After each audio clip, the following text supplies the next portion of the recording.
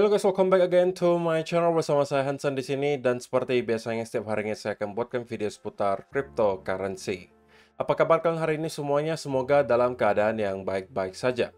Teman-teman, di video hari ini kita kembali akan membahas apa yang kira-kira sedang terjadi di Bitcoin secara price action dan juga ada beberapa data yang menurut saya sangat penting untuk kita lakukan update beserta juga ada beberapa indikator yang kembali menunjukkan hal yang positif untuk cryptocurrency khususnya Bitcoin. Kalau misalnya kalian tertarik tentang semua itu, stay tune terus sampai akhir video. Kita bakal mulai videonya sekarang dari CoinMarketCap terlebih dahulu. Per hari ini, secara global, market cap crypto berada di angka 1,05 triliun dolar atau naik sekitar 1,04%. Nah, di top 10 coin sendiri sebenarnya kita juga melihat dominan semuanya berwarna hijau. Satu-satunya yang merah itu cuma Cardano. Sisanya mengalami kenaikan antara 0,sekian% hingga kurang lebih 1%. Dan menjadikan BNB hari ini sebagai top performer dengan kenaikan 1,04% menuju 214,94 dolar. So, itu adalah outlook sementara dari beberapa top coin yang ada. Sekarang kita langsung aja masuk ke beberapa data dan berita terbaru hari ini. Nah, yang pertama teman-teman, dalam 24 jam terakhir kita kembali melihat ada likuidasi terjadi. Walaupun sebenarnya pergerakan Bitcoin yang tidak terlalu signifikan, tapi itu sudah cukup untuk meliquid sebesar 77 juta dolar, teman-teman. Oke, tapi ini bukan yang saya mau highlight hari ini, melainkan adalah dari liquidation heat map-nya.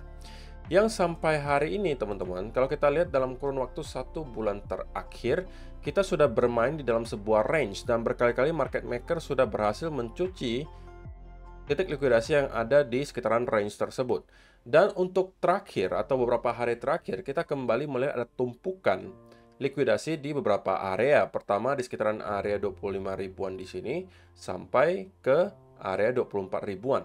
Kemudian kalau misalnya di atas, itu justru tidak terlalu banyak ya teman-teman, ada di sekitaran area 27.000 sampai 27.500. Sehingga ini kita bakalan bahas. Kita bakalan kaitkan juga nanti secara price action dengan adanya bantuan data liquidation heat map juga, apa yang kira-kira bisa kita expect berikutnya terjadi. Oke, jadi ini adalah yang pertama teman-teman. Kalau misalnya kita perhatikan, memang masih banyak sekali tumpukan likuidasi yang berada di dalam range ini, yang membuat market maker sepertinya bisa aja masih membuat market kebingungan dengan kemudian menaik turunkan harga, atau cenderung masih akan sideways, sampai pada akhirnya mungkin sebagian besar traders menyerah gitu ya, dan tidak lagi trade dalam jumlah yang sangat besar di dalam range ini. Ini adalah yang pertama teman-teman. Kemudian yang kedua, salah satu data yang cukup menarik dan mungkin sebelumnya belum pernah teman-teman lihat gitu ya. Ini dinamai Realized Profits to Value atau disingkat RPV ratio. Dan dikatakan di sini bahwa setiap kali kita mendapatkan ada satu indikasi yang menunjukkan bahwa kita sudah ketemu dengan bottom bear market, biasanya dengan ditandai dengan adanya penurunan di RPV ini menuju ke area kotak hijau di sini. Dan ketika kita sudah kembali naik, biasanya itu sudah menandai bottom bear market pada saat itu.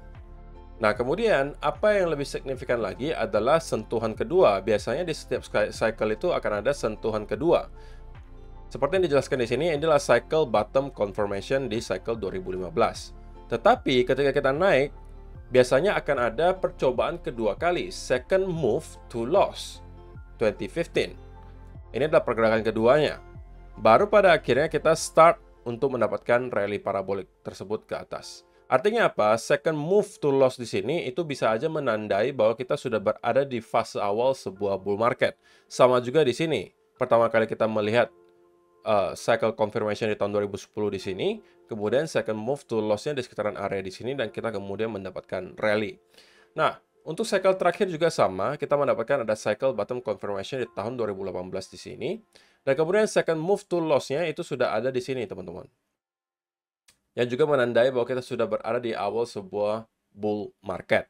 Bahkan kalau misalnya teman-teman lihat di sini, ini konfirmasinya sudah sedikit telat ya teman-teman. Kita sudah setengah jalan menuju all time high yang baru. Ya, walaupun kita sempat mendapatkan ada Black Swan event yang kemudian membuat orang-orang juga bisa membeli di harga yang jauh lebih murah lagi. Tapi saya rasa kalau pada saat itu tidak ada COVID-19, maka kita akan sudah mengalami rally dari sana teman-teman. Oke, tapi karena ada Black Swan event, apa boleh buat kita drop sebentar, tapi kemudian beberapa bulan kemudian kita sudah recover lagi gitu loh. Dan sudah start untuk kembali menuju ke all time high yang baru.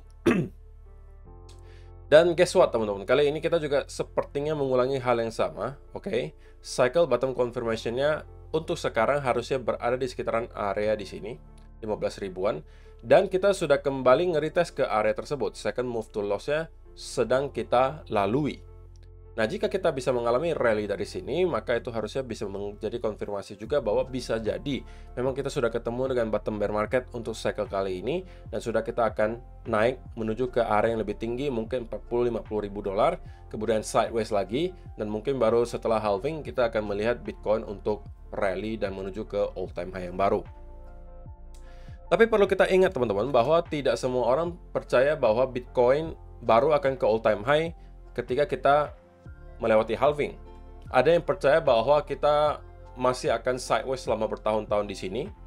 Oke, artinya mungkin baru di tahun 2027, 2028 kita baru mungkin akan ke all time high.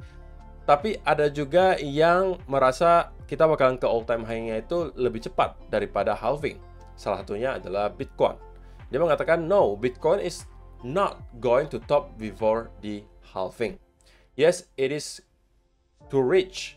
going to reach a new all-time high before the halving.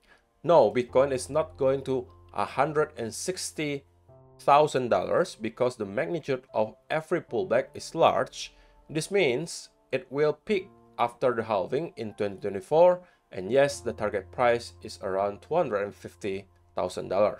Jadi dia menyatakan bahwa walaupun dia percaya kita akan kembali ke all time high-nya itu di tahun 2024 atau menjelang 2025, tetapi dia melihat Bitcoin ke all time high itu mungkin sebelum halving sudah capai. Nah, jadi ini ada satu kubu juga teman-teman yang mungkin jatuhnya lebih ke arah optimis. Nah, saya pengen tahu apakah ada dari teman-teman yang merupakan Elliott Wave traders gitu ya. Dan memang kalau misalnya ada, apakah mungkin bisa konfirmasi ke saya bahwa apakah benar nih perhitungannya seperti ini teman-teman? Bahwa kita akan mendapatkan wave pertama di sini 2, 3, 4, dan 5. Kalau saya pribadi jujur saja bukan seorang Elliott Wave trader, jadi saya tidak mempunyai kapasitas untuk mengomentari hal ini. Mungkin teman-teman yang mengerti seputaran Elliott Wave trading mungkin bisa aja kasih komentar untuk chart di sini. Apakah memang ada chance bahwa kita bisa nyampe ke sekitaran area $250.000. Tentunya itu sebuah angka yang untuk sekarang, kalau kita katakan ya, Bitcoin 1-2 tahun lagi bakalan ke $250.000. Pasti semua orang bakalan katain Anda gila gitu.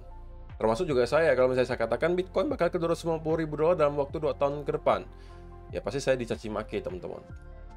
Dan ini adalah hal yang berulang gitu. Pada saat di cycle-cycle sebelumnya, ketika di sini teman-teman, Bitcoin di harga $3.000, $4.000, ketika kalian sampaikan Bitcoin bakalan ke angka $60.000, $70.000, orang juga sama bakalan nyebut kalian gila gitu. Harganya baru 4.000, kalian udah ngomongin soal 70.000. Di cycle sebelumnya juga sama, ya kan? Ketika Bitcoin masih ratusan dolar, kalian sudah menyebut Bitcoin bakalan nyentuh ke 20.000 atau 15.000, ya kalian juga dikatain gila gitu.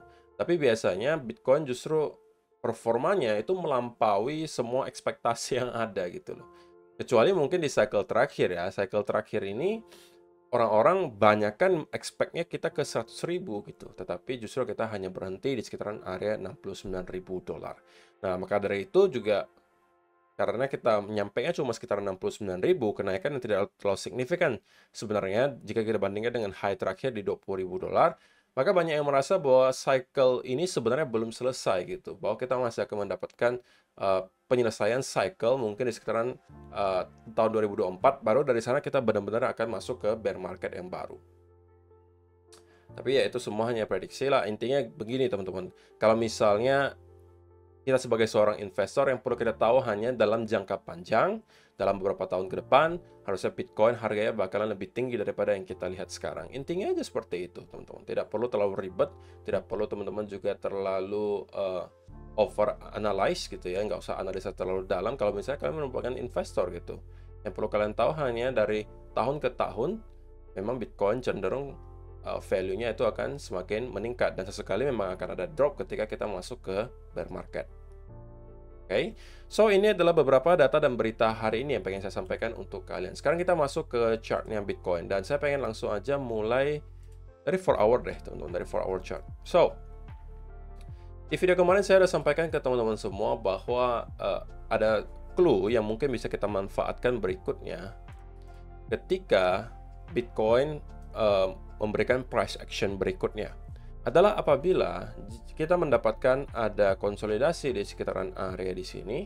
Ini adalah berarti pertanda Bitcoin akan melanjutkan kenaikannya menuju ke sekitaran area 27.000 sampai 27.500. Ini sebagai target pertama karena ini merupakan trend line. Dan perlu teman-teman ingat juga, di awal video tadi kita membahas liquidation heat map. Kita melihat memang ada titik likuidasi yang cukup banyak di sekitaran area di sini, teman-teman. Sehingga akan cukup make sense bahwa market maker akan mencoba mendorong ke harga tersebut dulu sebelum mungkin dari sana kita akan start kembali drop dan membentuk lower low baru, karena titik likuidasi di bawah area di sini juga masih cukup banyak gitu loh, yang masih belum kesentuh sama sekali. Oke, tetapi tentunya apakah ada garansi bahwa hal ini akan terjadi? Ya tidak ada. Kita perlu lagi melakukan update secara price action nantinya ketika kita sudah nyampe ke sekitaran area tersebut. Kalau kita ternyata memang mampu breakout di area tersebut dan kemudian consolidate, maka kita sudah melakukan namanya break dari struktur bearish-nya. Dan kita bisa aja flip ke arah bullish dan menuju ke beberapa area yang sudah saya sampaikan. Pertama di sini, kedua 30 ribuan, terakhir udah bisa di sekitaran area high terakhir. Oke, tapi kalau kita belum breakout dari area trendline ini, maka sekali lagi kita hanya sampai sekarang cenderung mencoba untuk membentuk yang namanya lower high. Sekalipun kita menyentuh ke area trendline di sini, ini masih lebih rendah daripada yang kita lihat di sini. Jadi masih hitungannya adalah lower high, teman-teman. Oke, jadi untuk sementara saya melihat probabilitasnya adalah justru Bitcoin sepertinya sedang melakukan konsolidasi. Dan ini adalah berarti dalam beberapa hari ke depan, karena kita hari ini juga di weekend, teman-teman, otomatis pergerakan juga kemungkinan tidak akan terlalu masif. Tetapi menjelang nanti minggu depan, kita sudah akan melihat Bitcoin kemudian start merangkak untuk naik lagi ke sekitaran area 27.000 sampai 27.500 sebagai target pertama kita. Oke, jadi kalau misalnya teman-teman akan menemukan setup apapun di sekitaran area di sini, ini mungkin bisa dimanfaatkan. Contohnya seperti apa? Contohnya, misalnya teman-teman mendapatkan ini kan saya expect bahwa dia masih akan mendapatkan konsolidasi ya teman-teman. Artinya bisa aja kita membuat dua wave seperti ini. Nah kalau misalnya ternyata kita jebol sedikit di bawah area low terakhir di sini dan kemudian start untuk naik lagi, kemudian kita membentuk ada namanya bull flag misalnya.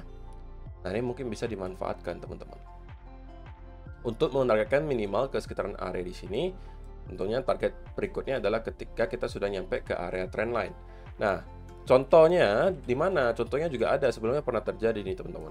Yaitu adalah contohnya seperti ini. Oke, kita mendapatkan sedikit rebound, kemudian ada semacam bull flag di sini.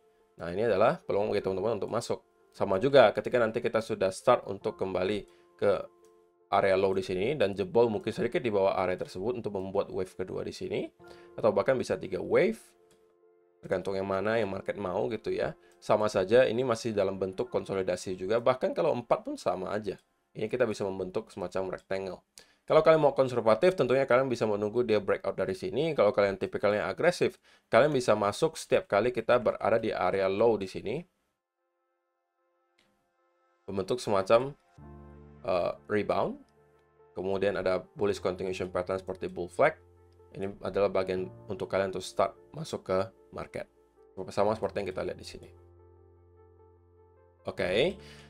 Nah, invalidasinya seperti apa? Invalidasinya adalah sesimpel, teman-teman, jika kita bisa melihat satu body candle penuh di 4 hour. Itu closing di bawah area 26.200.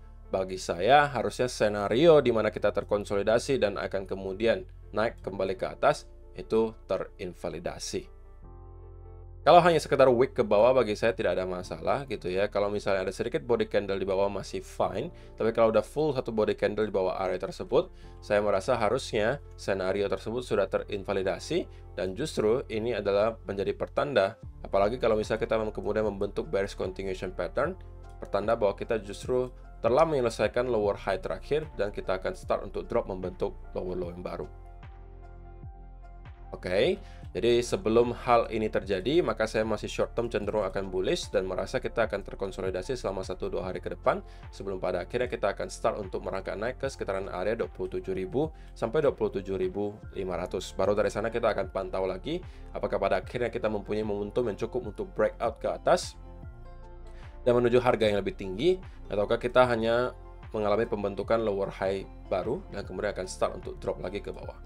Itu baru mungkin kita akan bicarakan minggu depan. So, saya rasa itu aja yang perlu saya sampaikan di video hari ini, teman-teman. Terima kasih untuk kalian yang sudah menonton sampai selesai. See you in the next video. Bye-bye.